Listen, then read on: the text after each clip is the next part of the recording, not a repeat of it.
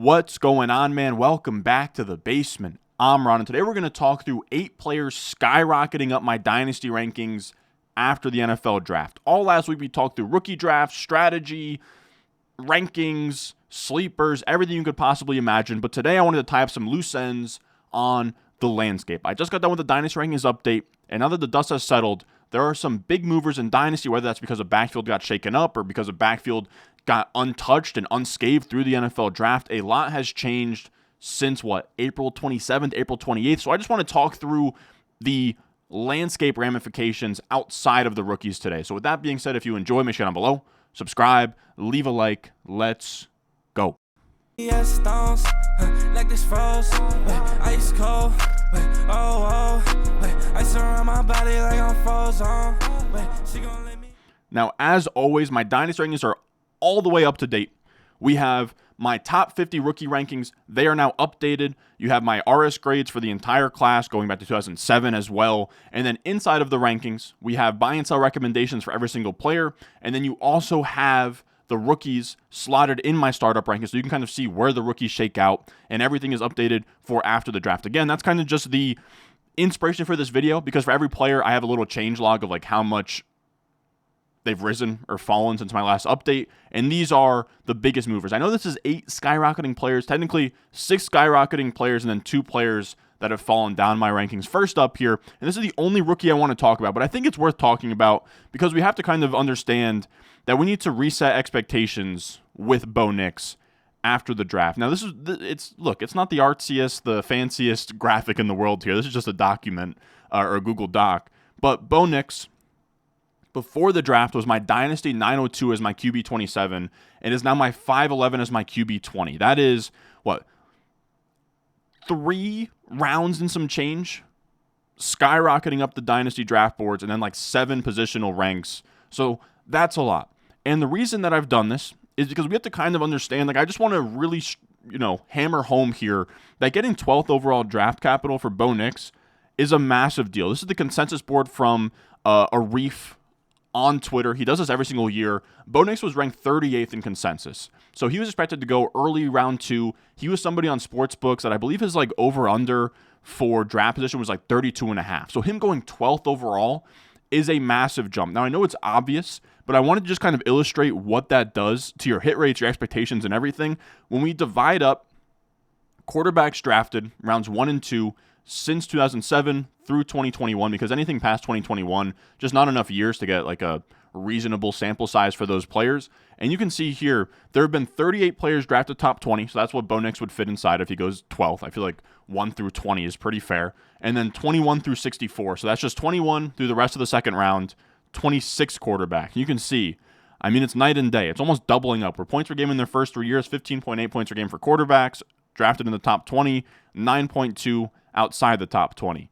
Top 5 point per game percentage, 36.8% of quarterbacks drafted in the top 20 hit top 5 point per game seasons, just 15% outside. 60% hit top 12 versus 27% hitting top 12 outside the top 20 picks, and then 76% hit top 24 point per game seasons to just a 34-35% outside the top 20. So it's literally night and day.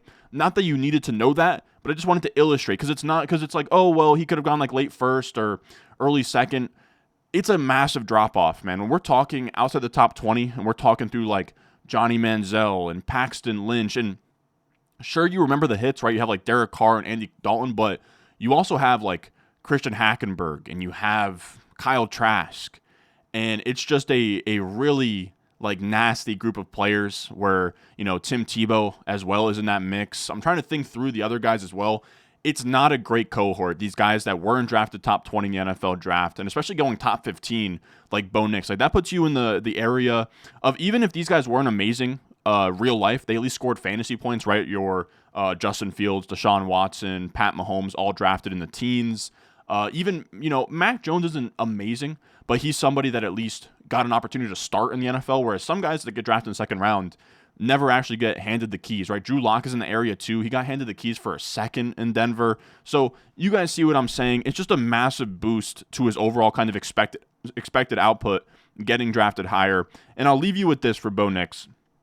This is a really good blurb I brought up when we talked through the quarterbacks earlier last week, but this is from JJ Zach Reason's podcast, the Late Round Podcast. It's amazing.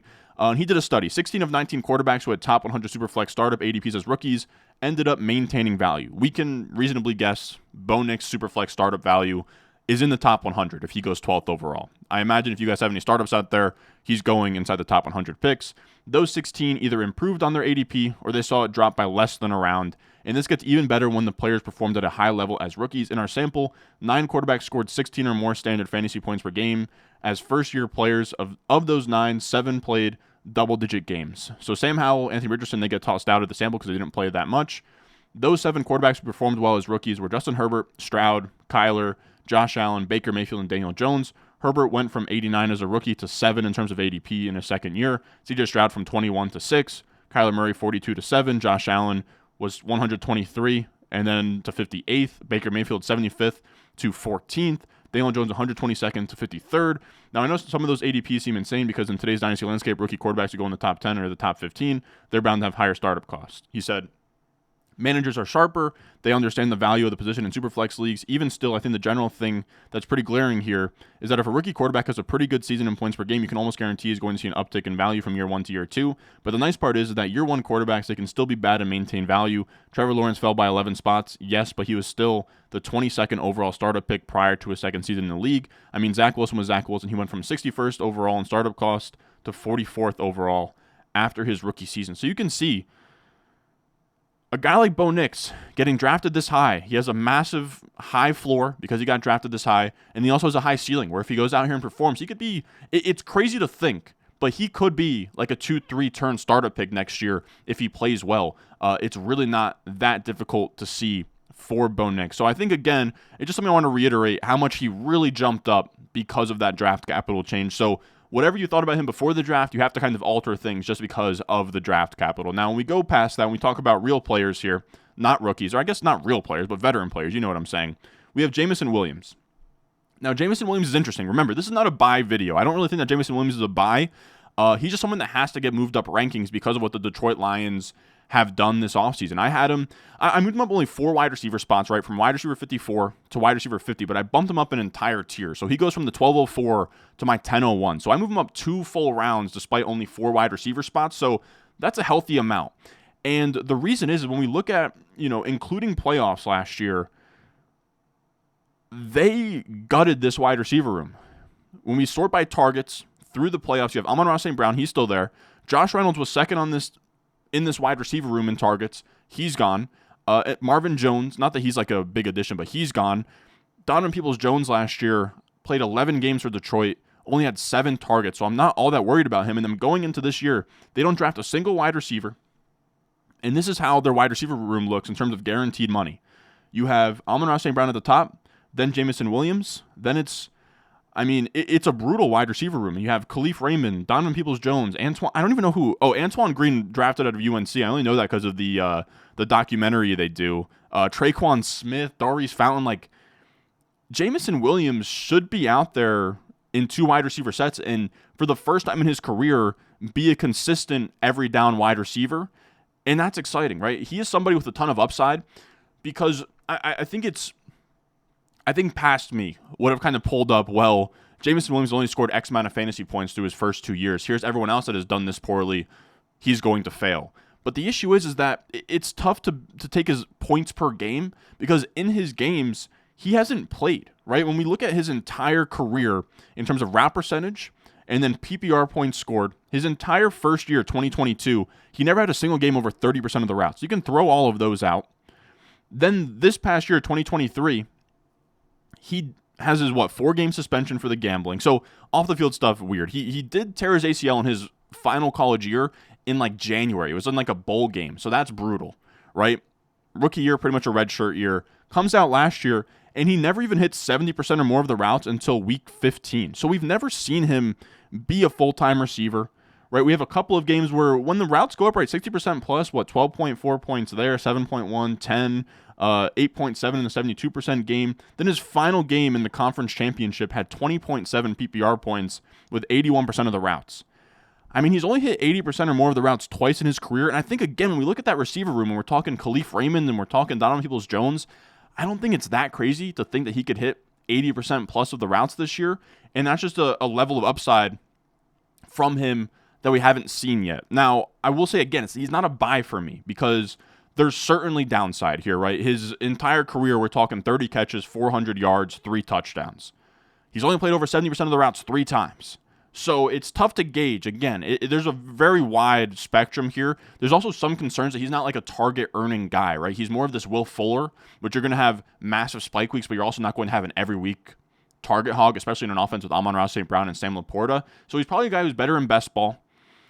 And we are talking about the wide receiver 50, right? He's my wide receiver 50. That's about where he's going in startups as well. So again, I'm not saying get way too over your skis on Jameson Williams, but the Lions have told us that they're going to try it out. They're going to see what happens with him as a full-time receiver. They drafted him super highly, like, 11th or 12th overall. They kind of made this bed, and they're doubling down on it. Now, again, when we look at the numbers, like we're talking 1.28 career yards per out run. That's not great. 16% target per out run on his entire career. Not great. He is somebody, though, that has a ton of juice, is really exciting. He could be somebody, if he drops like a vintage Sammy Watkins week 1, where he has like 4 catches for 165 yards and 2 touchdowns, he's going to be somebody that goes from like a 10th round startup pick to like a 6th round startup pick. And there's going to be times where you could possibly offload him. Now, there's also going to be, there's also a range of outcomes where Khalif Raymond is playing over him. He loses snaps to Donovan Peoples-Jones, and he just never works out, and he flames out. Someone that's a decent comparison for him, if you really wanted to put on the rose-colored glasses, would be like Mike Williams, where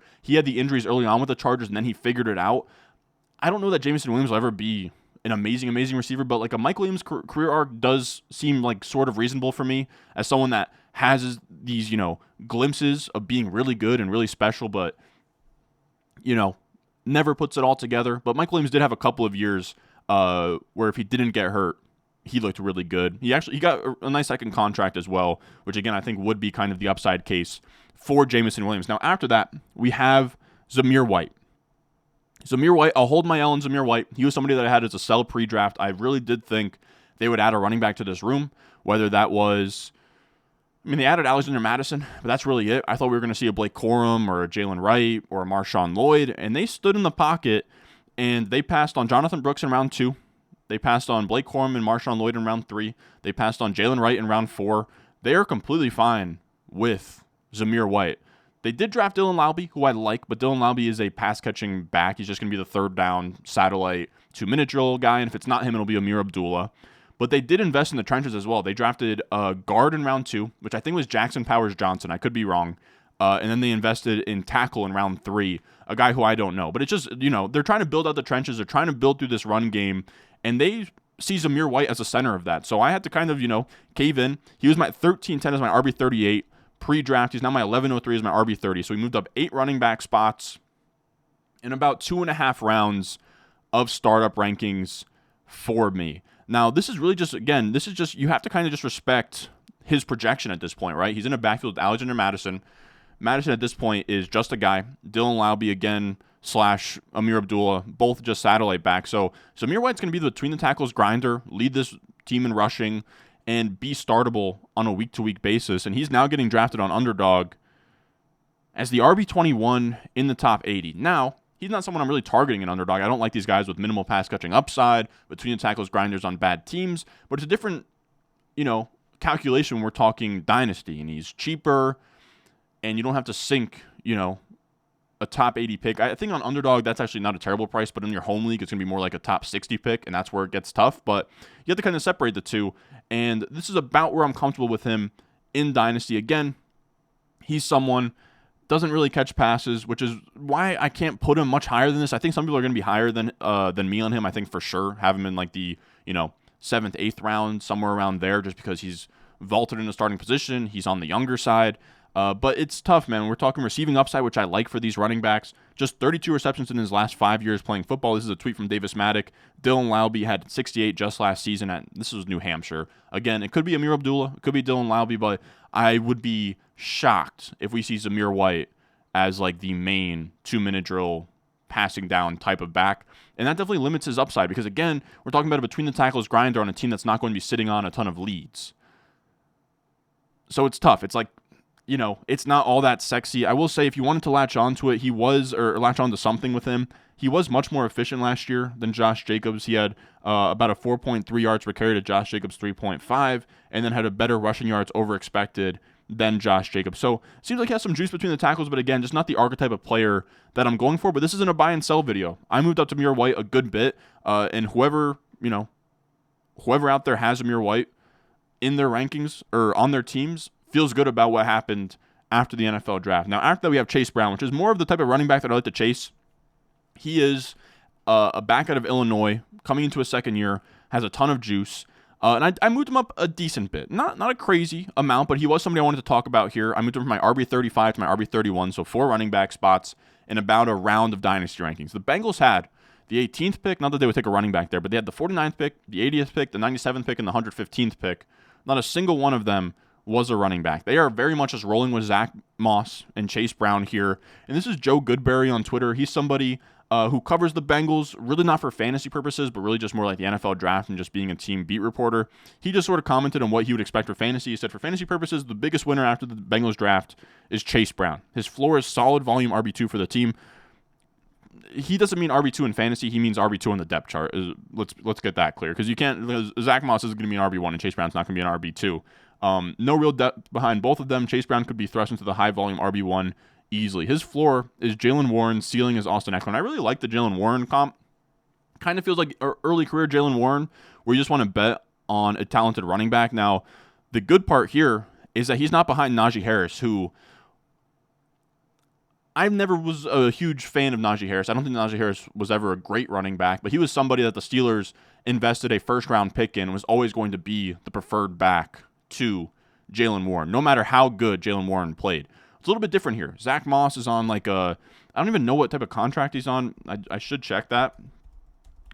But I think it's got to be short-term. Yeah, it's a 2-year, $8 million contract, $3 million guaranteed.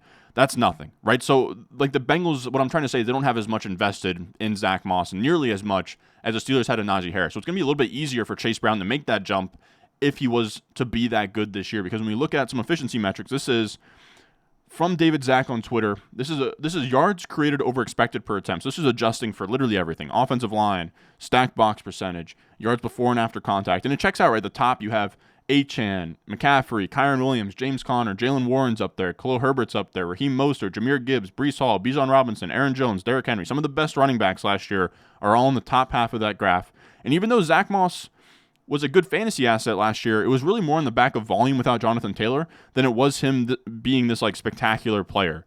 He's on the downside of this graph, right? He's between your Najee Harris, Austin Eckler, Alexander Mattison area, which isn't great. Alvin Kamara's in that range too.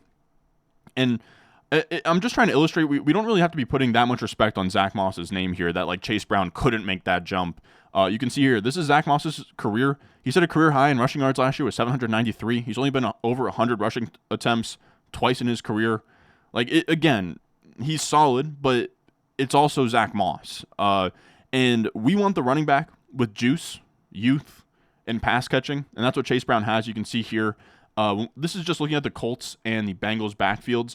Zach Moss had the worst receiving grade of the bunch. Chase Brown had the best. He had the best elusiveness rating. He had the best yards per out run. He is a very good receiving back. He has a ton of juice. He had a lot of breakaway runs last year. He's more explosive. So we could see in what's a really good offense with Joe Burrow and the Bengals, we could see if Chase Brown finds a way to either hop Zach Moss or make this an even 50-50 split, but he gets the valuable touches like the third down work, 2-minute drill work. We're talking about a running back that gets really interesting. And I do love, unironically, I do love that Jalen Warren comp where that's very much what we could see. Chase Brown's definitely a Jalen Warren, early career Tony Pollard type of play here where he's not going to be the guy that you slate in for all this volume, but he could definitely be super efficient, catch passes, and then still be a fantasy stud, even in kind of this ambiguous backfield. Now, after that, we have doesn't really qualify as skyrocketing per se, but I did want to talk about Demario Douglas, who keeps on inching up my rankings here. He goes from my 1301 as my wide receiver 61 to my 1203 as my wide receiver 56. He moves up 5 wide receiver spots, about a round in my rankings.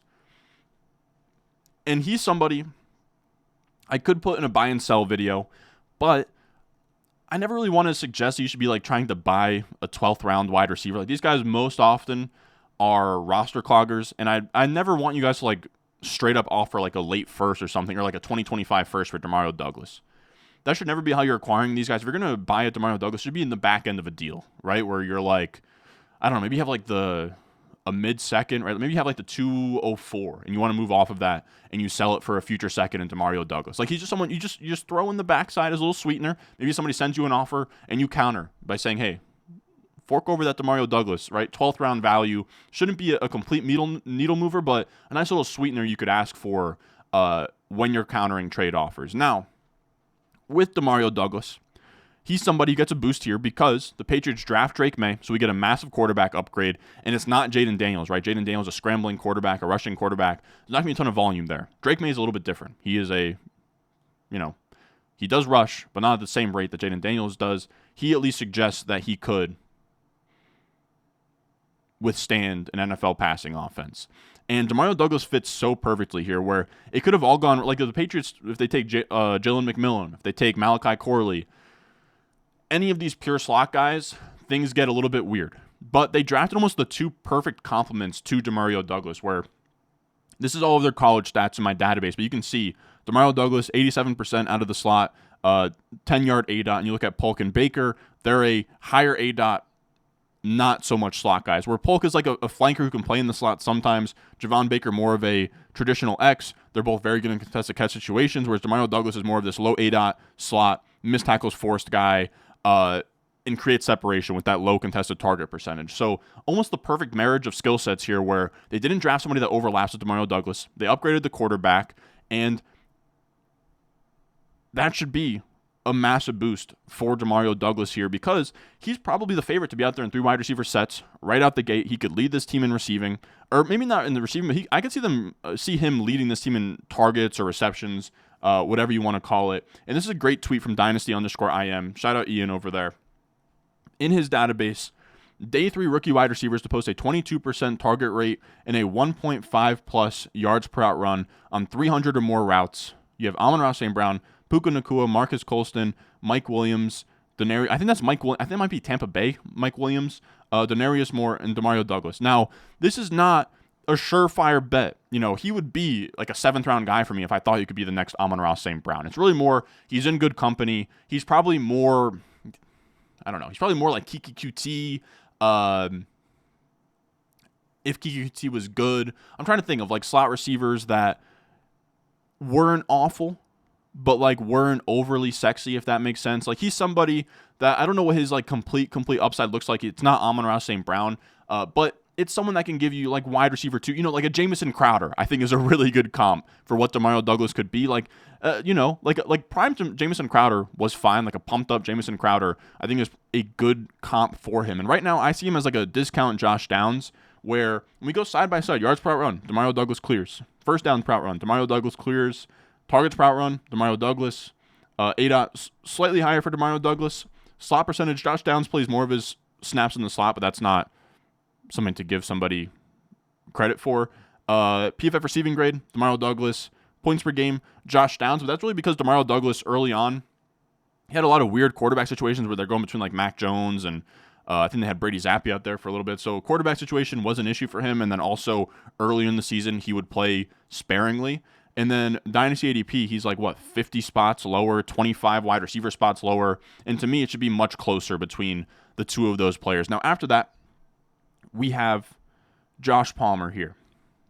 Now, look, let's not get crazy about Josh Palmer. That's my disclaimer here.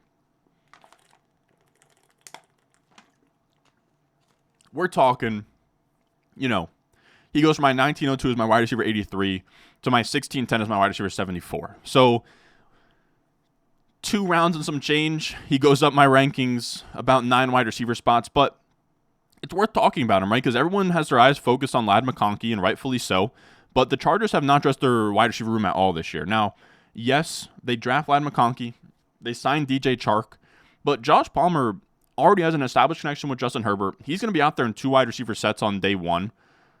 And again, like, I hate to do this, but you look around the receiver room and like someone has to run the route, and it's going to be Josh Palmer as like their clear X receiver. And we look at what he did last year, especially in those games where like Mike Williams and Keenan Allen missed. he kind of came alive, right? We look at like week 3, 14.6 points, and then he had like 10, 10, and 18.3. Down week versus Chicago, then a 21.3. He wasn't amazing. Like, we're talking wide receiver 3, wide receiver 4 numbers, but he's still somebody that is draftable on like underdog and best ball leagues. If you have like a Justin Herbert in a dynasty best ball, this is really niche, but like a Josh Palmer, little flyer. I mean, there's a lot of things you can do worse with a dynasty roster is all I'm trying to say. Again, not a buy video, but he is somebody that needs to get some respect because as we see people out there, like your Mike Clays of the world, doing projections, Josh Palmer is going to pop up as a guy who's going to get targets in Los Angeles. Now, I know again, you guys get so mad when the video is not exactly what the title says. 8 players skyrocketing, technically 6 of them skyrocketing, 2 of them falling. I just didn't want to do a separate falling video because it's not worth it. But I want to talk about 2 players that are falling down my rankings as well, skyrocketing the other direction, if you will. We have Kyren Williams. Now, Kyren Williams, it's not a plummet. I almost just wanted to talk about Kyren Williams here. I moved him from my 508 as my RB9 to my 606 as my RB9. So I moved him down just less than 1 round. He's still my RB9. And I really just want to talk about him because I think some people might be like plummeting him down their boards, but he's been somebody for me that I've been lower on than consensus. They draft Blake Corum, and now I'm probably right on par with the rest of them, with like the rest of the community. And it's because I think some people might be overreacting to the Blake Corum stuff. Like, I don't think it's the end of the world. Now, we look at Mike Clay's projections. He's a guy from ESPN. He does projections over there, and I like using his projections because he's unbiased. He's very conservative with the rookies, and he just has a system to his madness. He has some sort of process in place. ESPN likes him good enough to be their projections guy. He's constantly updating these things, and he's just simply trying to get a base expectation for what you're going to see this season. And with that, he has Blake Corum taking, in just 14 games here, remember that, he has him taking 110 carries, 18 catches in 14 games, and even still, that puts Kyren Williams as the RB6. So it's not the end of the world. This isn't going to be a split backfield. It's really going to be, again, I keep comparing Blake Corum to Alexander Madison and then Kyren Williams is your Dalvin Cook. Kyren's going to get fed until he gets hurt, and then Blake Corum has to come in. That's just how the Rams have operated with Sean McVay. The issue is the floor gets lowered here. The scary part with Kyren Williams here that is now very much a real concern, and why I moved him down with the Blake Corum draft pick, is there could be a spot where Kyren Williams now, through 2 seasons, has not finished the season healthy. He has not played a full 17-game season. If he gets an ankle injury again, or he has to get sidelined, and Blake Corum comes in and looks better, as a guy who was a day 3 pick, not on any kind of second contract here, he could just lose a spot. He could just lose a starting spot, get relegated to the Blake Corum role, and that's a very clear downside. So that's why you move him down. I wouldn't get too crazy because, again, you need a couple things to happen there. You need Kyren to have a legit injury. You need Corum to be far and away much better, and he might just not be. We don't know that yet. So it's tough to tell. I will say, again, Kyren's year 1 projections, if you don't care about Mike Clay, still going very high on underdog. He's still the RB7. He's still going inside the top 2 rounds. So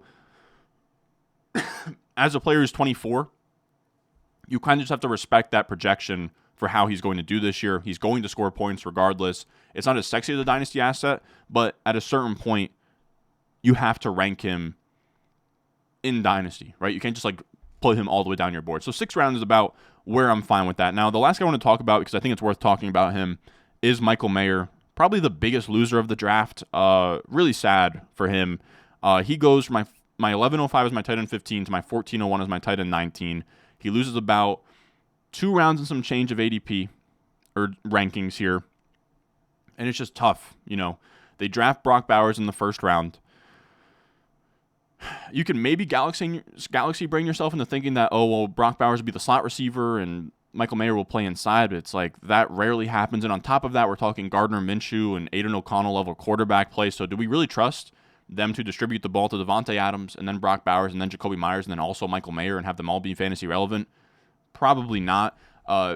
We rarely see 2 tight ends on the same team both produce, right? When we saw last year, McBride came out here was an absolute dog, and that didn't happen until he saw the routes, right?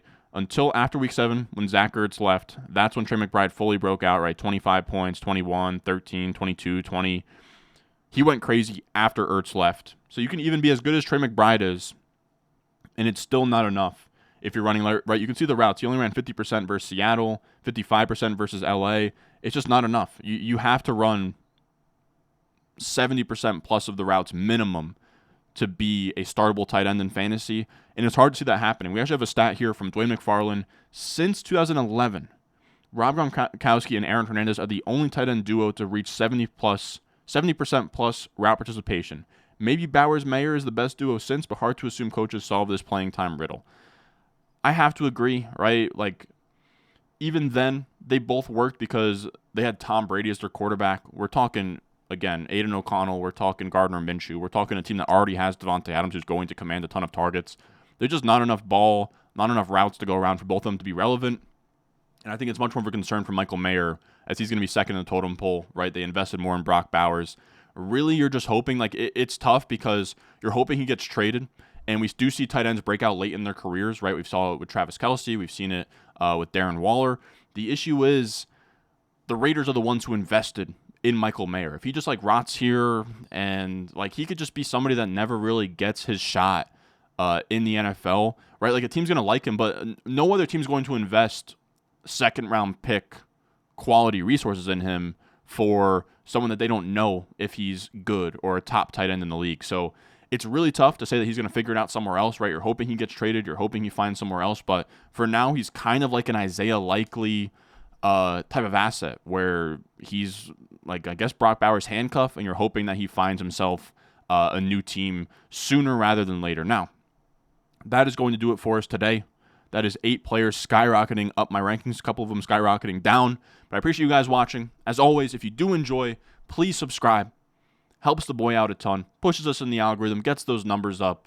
And I will also say again, all of those rankings are updated on the Patreon, patreon.com/Ron Stewart. You can find that in the description, in the comment section down below. Completely updated my top 50 rookie rankings, top like 230 dynasty rankings, buys and sells. You have it all on there. Access to the premium side of the Discord. You get a ton of perks there. But again, if you can't support there, I do just appreciate liking the video, subscribing, all of that good stuff. But as always, I love you all, and I will see you in the next one.